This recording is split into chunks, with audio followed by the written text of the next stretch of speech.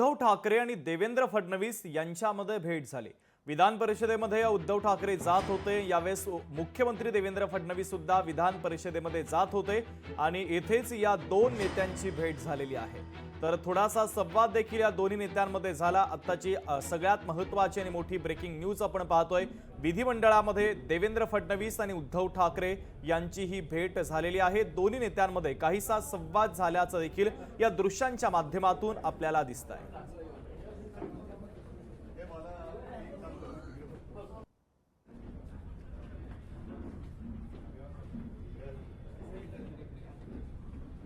तर विधिमंडळामध्ये या दोन नेत्यांची भेट झालेली आहे। मुख्यमंत्री देवेंद्र फडणवीस आणि उद्धव ठाकरे यांची विधिमंडळामध्ये भेट झालेली आहे। दोन्ही नेत्यांमध्ये काहीसा संवाद झाल्याचं देखील आपल्याला दृश्यांच्या माध्यमातून दिसतंय। देवेंद्र फडणवीस देखील विधान परिषदेच्या सभागृहामध्ये जात होते आणि उद्धव ठाकरे देखील तेथे जात होते आणि या निमित्तानं हे दोन्ही नेते समोरासमोर आले आणि दोन्ही नेत्यांमध्ये संवाद देखील झालेला आहे। विधिमंडळामध्ये मुख्यमंत्री देवेंद्र फडणवीस आणि माजी मुख्यमंत्री उद्धव ठाकरे यांची भेट झालेली आहे।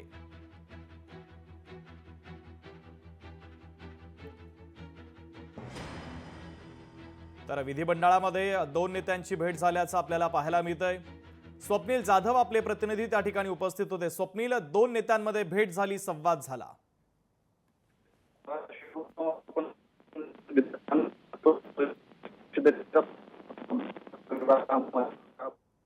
काही तांत्रिक अडचणीमुळे स्वप्नील यांच्याशी आपला संपर्क होत नाहीये। पुन्हा एकदा आपण संपर्क करूयास।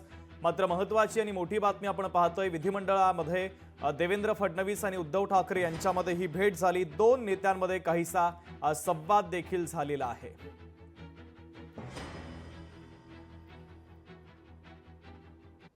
अपेक्षा अशी होती की हे बातम्या संकलित करतील, पण ते बातम्या निर्माण करणारे झाले आणि बातम्या पुरवणारे झाले। आणि राजकीय क्षेत्रातले, खरं म्हणजे राजकीय क्षेत्रात आपण बघितलं असेल तर पत्रकार आणि वकील हे सगळ्यात जास्त आपल्याला पाहायला मिळतात। आणि मला असं वाटतं एका चांगल्या पत्रकाराला आपण मुकलो, पण एक चांगला नेता हा या सभागृहाला या ठिकाणी मिळाला। खरं म्हणजे भाजपच्या मुशीत तयार झाल्यामुळे त्यांच्यामध्ये चिकाटीपणा आपल्याला पाहायला मिळतो, संघटनात्मक कौशल्य त्यांच्यामध्ये पाहायला मिळतं आणि अभ्यासू वृत्ती देखील त्यांच्यामध्ये पाहायला मिळते। नाही ते इतर पक्षात नाही असं नाही, पण भाजपमध्ये असले होते, त्यामुळे 15 वर्ष काम केलं त्यांनी भाजपमध्ये, थोडं नाही। आणि मग अर्थात उपजिल्हा प्रमुख म्हणून, महापालिकेचे नगरसेवक म्हणून, सभागृह नेता म्हणून, शिवसेनेचे जिल्हा प्रमुख म्हणून आणि मग आमदार म्हणून देखील त्यांनी या ठिकाणी काम केलेलं आहे। त्यामुळे सामान्याच्या प्रश्नाची जाण ही अंबादासजींना चांगल्या पद्धतीनं त्या ठिकाणी आहे। 2014ला विधानसभेची निवडणूक देखील त्यांनी लढली होती। काही कारणाने ते त्या ठिकाणी विधानसभेच्या त्या निवडणुकीत पोचू शकले नाहीत, पण 2019ला म्हणजे 14ची निवडणूक आम्ही अमरासमोर लढलो होतो। त्यावेळी मला वाटतं प्रशांत बंबच्या विरुद्ध त्यांची हे झाली होती। पण 19ला ज्यावेळेस ते या पदाकरता निवडणूक लढले त्यावेळी मात्र आम्ही सगळे एकत्रित होतो, त्यांना पूर्ण पाठिंबा आम्ही त्यावेळेस दिला होता। आणि म्हणजे उद्धवजींनाही माहिती आहे की त्यावेळी एकूण मतदारसंघामध्ये आमचे स्थानिक स्वराज्य संस्थेचे सदस्य जास्त होते, पण युतीचा धर्म होता आणि सीट ही शिवसेनेची होती आणि सगळ्यांनी आम्ही एकत्रितपणे अंबादासजींना पाठिंबा दिला आणि अंबादासजी त्या ठिकाणी निवडून आले होते। संभाजीनगर आता मला असं वाटतं 2022 पासून विरोधी पक्षनेतेपदी ते या ठिकाणी विराजमान आहेत आणि आता अर्थातच त्यांचा कार्यकाळ संपुष्टात आल्यावर विरोधी पक्षनेत्याचाही कार्यकाळ या ठिकाणी संपुष्टात येईल। तर परब साहेब तयारी करून ठेवा।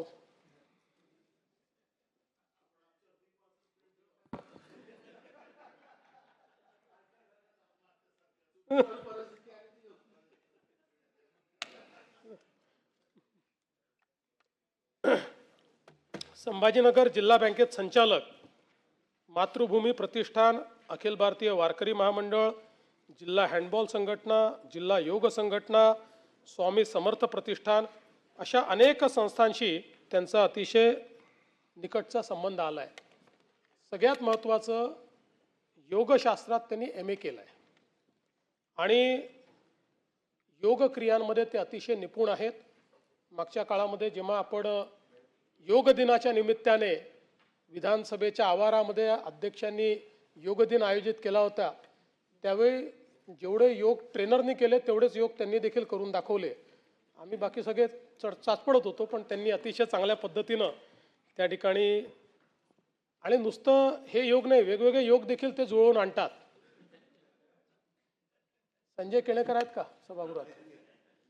आमच्या संजय केणेकरांचा प्रेमविवाहही त्यांनी जुळवून आणलेला आहे. म्हणजे सूत जुळलं होतं, पण घरच्यांचा विरोध होता आणि सगळेच बिचारे, हे असतील, संजय असतील, उमेदीचा काळ होता, काही फार पैसे बिशे काहीच नव्हते. त्यामुळे मग अंबादासजींनीच एका गाडीची व्यवस्था केली, डिझेलची व्यवस्था केली आणि एक भाजी विमोचं अधिवेशन चालू होतं. कोणाची मदत मिळते का सगळ्यांनी बघितलं, थोडी बहुत मदत मिळाली. मग ठरवलं की थोडक्यात निपटवायचं आहे. त्यामुळे अंबादासजींनी परभणी जिल्ह्यातल्या पिंपरी देशमुख गावातील जैन मंदिरात नेऊन केणेकरांचं लग्न लावून दिलं होतं. त्यामुळे वेगवेगळे योग जुळवणं हे देखील मला असं वाटतं त्यातही त्यांचा हातखंडा आहे. खरं म्हणजे अंबादासजींची ओळख ही संभाजीनगरमध्ये हिंदुत्वाची कडवट भूमिका घेणारा कार्यकर्ता अशा प्रकारची नेहमी राहिली आहे. विशेषतः आता तर आपण धार्मिक स्थळावरचे भोंगे काढले, पण त्याच्या विरुद्ध प्रचंड आंदोलन हे अंबादासजींनी केलं. सातत्याने त्याची निवेदनं त्या काळामध्ये ते देत होते. आता मला माहिती नाही की सध्याच्या परिस्थितीत अशी निवेदनं ते देऊ शकतात का, म्हणजे असं प्रश्न आहे. म्हणजे देऊ शकत असतील ते, पण देऊ शकतात का? आणि तसे ते कट्टर सावरकर भक्त देखील आहेत. म्हणजे जरी बंटी पाटलांच्या बाजूला बसावं लागलं तरी अजून सावरकर भक्ती सोडली नाही दानवे साहेबांनी. हा, एकदम.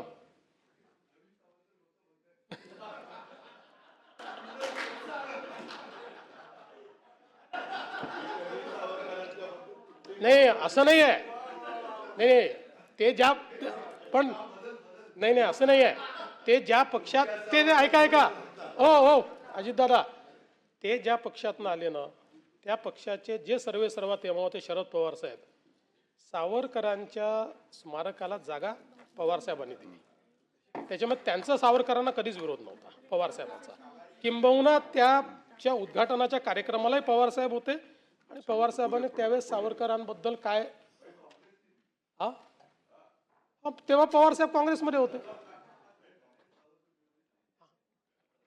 हे आमची अपेक्षा हीच आहे की किमान तुम्ही तिकडे असण्याचा तेवढा तरी फायदा झाला पाहिजे.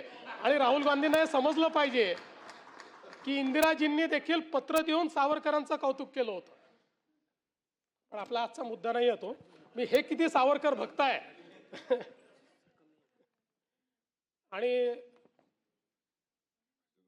व्हॅलेंटाईन डेला होणारा जो काही धांगडधिंगा आहे त्याच्या विरुद्ध आंदोलन सातत्याने करणारे आमचे अंबादासजी राहिलेले आहेत.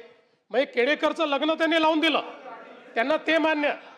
हे बा, व्हॅलेंटाईन मान्य नाही आहे. तुम्ही लग्न कोणाला लावायचं असेल तुम्ही त्यांना आत्ताही संपर्क करा.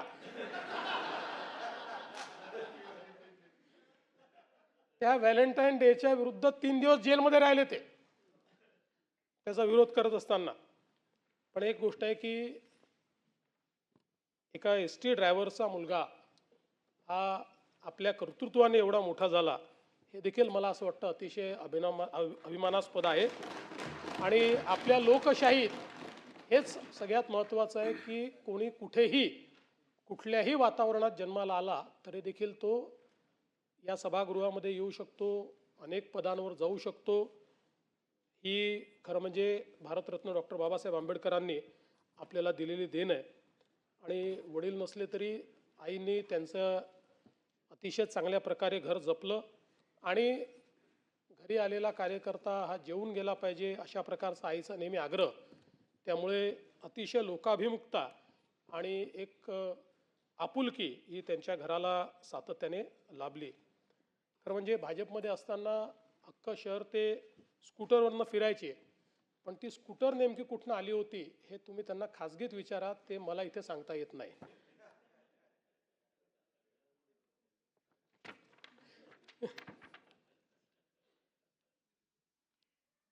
अंबादासजींची आंदोलन करण्याची जी काही पद्धत आहे ती पण एक वेगळ्या प्रकारची. एकदा टेलिफोन एक्सचेंजच्या विरुद्ध एक आंदोलन करायचं त्यांनी ठरवलं आणि सहकाऱ्यांना सांगितलं की आज आपल्याला पार्टी करायची आहे, त्यामुळे तुम्ही कोंबडी घेऊन या, दारूची एक बॉटल घेऊन या आणि डांबर घेऊन या. आणि मग ते कार्यकर्त्यांनी विचारलं की दारूची बॉटल कशा करता? म्हणाले घेऊन या, आपल्याला पार्टी करायची आहे. म्हणाले पित नाही, तर म्हणाले जो पितो त्याच्याकरता आपण घेऊन चाललो आहे. असं करून टेलिफोन एक्सचेंजमध्ये गेले. पहिले त्या अधिकाऱ्याच्या तोंडाला डांबर फासलं आणि मग त्याला दारूची बॉटल आणि कोंबडी भेट दिली आणि त्या ठिकाणी फोटो काढला. सगळ्यांना अटक झाली आणि मग त्यावेळेस 8 दिवस आपल्याला जेलचं पाहुणचार हा त्या ठिकाणी प्राप्त झाला होता. आणि हे सांगण्याचं कारण काय की तो पाहुणचार संपला पण बेल घ्यायला कोणीच येईना.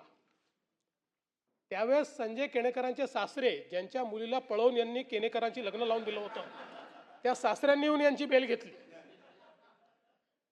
आणि हे बाहेर आले. त्यामुळे खरं तर तसे दानवे साहेब अतिशय प्रतिभावान आहे. 1988 मध्ये 12वीची परीक्षा उत्तीर्ण झाली तेव्हा ते मराठवाड्याच्या गुणवत्ता यादीमध्ये होते. 6व्या क्रमांकावर गुणवत्ता यादीमध्ये आले होते. आणि एकदा SSCचा पेपर फुटला तर त्यांना फार त्याचा राग आला आणि त्यावेळेस बोर्डाच्या ऑफिसमध्ये जाऊन त्या ठिकाणी त्यांनी टेबलावर उड्या मारण्याचं आंदोलन केलं होतं. आणि अतिशय अभिनव पद्धतीनं त्यांनी हे आंदोलन त्या ठिकाणी केलं होतं. त्यामुळे वेगवेगळ्या पद्धतीची आंदोलनं ज्याच्यातनं आपला प्रश्न ठळकपणे सगळ्यांपुढे येईल अशा प्रकारची आंदोलनं करण्याची त्यांची सवय राहिली आहे. आज चड्डी बनी ते मी सांगितलं मगाशी, ते तुमचं नवीन फॅशन स्टेटमेंट आहे.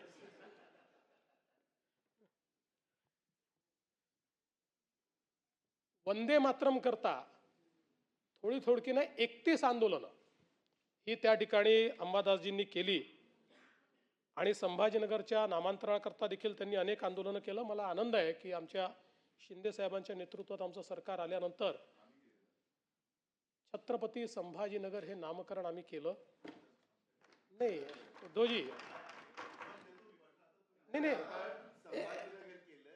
नाही नाही एक एक असं नाही, एक मिनिट नाही सांगतो. नाही एक मिनिट अरे मला बोलू द्या. जे खरं आहे ते सांगतो की उद्धवजी तुमचं नाही तुमच्याकडचं ज्यावेळेस बहुमत संपलं आणि बहुमत दाखवा असं पत्र ज्यावेळेस तुम्हाला राज्यपालांनी दिलं त्यानंतर तुम्ही जी कॅबिनेट घेतली त्यावेळी जी तुम्ही मंत्री ती बैठकही इल्लीगल होती. अशा प्रकारे राज्यपालांनी आपल्याला पत्र दिल्यानंतर बहुमत नसताना अशी बैठक घेता येते. चला तरी तथापि तुम्ही म्हणजे असं तुम्ही वाईट वाटून घेऊ नका, पण याला उशिरा आलेलं शहाणपण म्हणतात. त्यामुळे जाता तुम्ही पण त्यानंतर ज्यावेळी पूर्ण बहुमत आम्ही सिद्ध केलं ते बहुमत सिद्ध करून छत्रपती संभाजीनगरचा प्रस्ताव आम्ही मंजूर केला आणि तो केंद्र सरकारने देखील मंजूर केला. पण पुन्हा मी याच्यावर येतो की यातलं महत्त्वाचं आहे की याकरता आपण अनेक आंदोलनं केली हे महत्त्वाचं आहे. म्हणजे सगळ्यांचं जे कॉन्ट्रीब्युशन आहे, खरं म्हणजे तर यात सर्वात मोठं कॉन्ट्रीब्युशन हे हिंदू हृदय सम्राट शिवसेना प्रमुख बाळासाहेब ठाकरेंचं आहे. कारण त्या संभाजीनगरच्या पहिल्या सभेमध्ये महापौर निवडून आल्यानंतर त्यांनी त्यावेळी घोषित केलं होतं की आजपासून याला संभाजीनगर हे नाव देण्यात येतं आहे. त्यामुळे त्यांचं कॉन्ट्रीब्युशन आहे.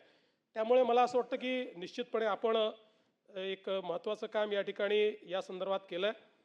तुम्ही समाजशास्त्रामध्ये MA ची 3री पदवी घेतलेली आहे, म्हणजे 2री योगामध्ये 3री समाजशास्त्रामध्ये. पण विधी शाखेचे मात्र 2च वर्ष तुम्ही पूर्ण केले. 3रं केलं असतं तर तुम्ही देखील वकिलांच्या रांगेमध्ये बसू शकला असतात.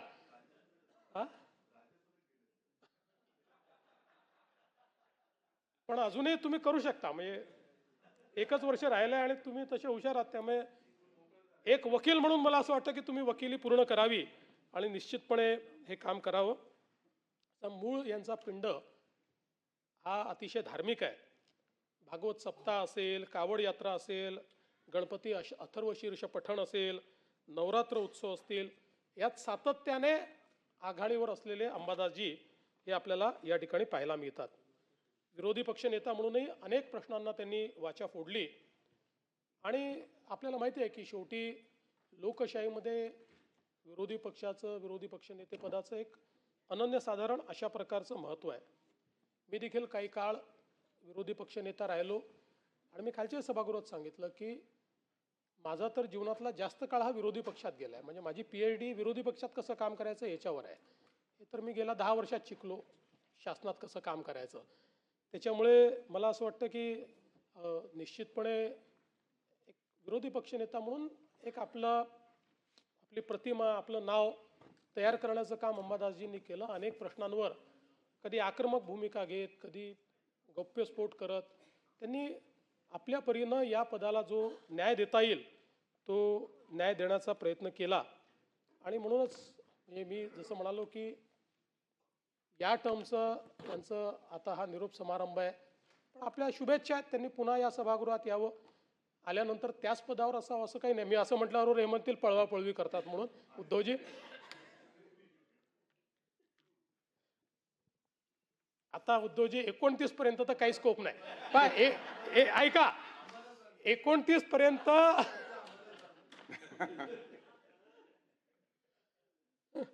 आम्हाला तिकडे याचा स्कोप उरला नाही. 29 तुम्हाला इकडे याचा स्कोप आता विचार करता येईल. म्हणजे त्याचा विचार आपण वेगळ्या पद्धतीने करू. पण आम्हाला तिकडे जायचा स्कोप हा काही या ठिकाणी उरलेला नाही.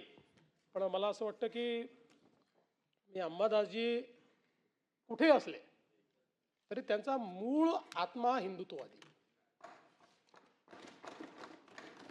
त्याच्यामुळे मला हा विश्वास आहे की आजही आणि भविष्यातही हा जो काही विचार आहे हा विचार ते सोडणार नाहीत. त्या विचाराच्या दिशेनंच सातत्याने ते या ठिकाणी काम करत राहतील. आता खरं म्हणजे पुढचे विरोधी पक्षनेते कोण असा प्रश्न देखील निर्माण होईल. आता तुम्ही सोडवाल तो प्रश्न. म्हणजे तुम्ही जे सांगाल ते आम्ही करू, काही अडचण नाही आहे. म्हणजे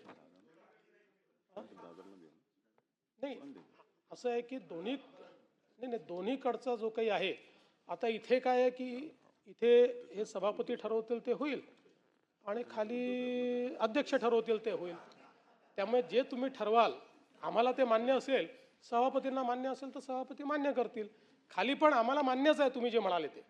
पण अध्यक्षांना ज्यावेळेस मान्य होईल त्यावेळी त्याचा निर्णय हा त्या ठिकाणी देखील होईल.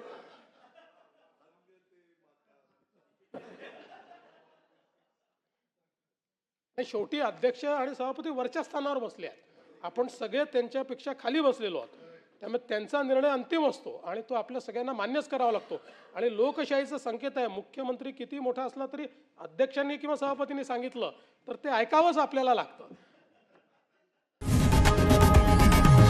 लोकशाही मराठी ऐका, पहा, जागरूक रहा.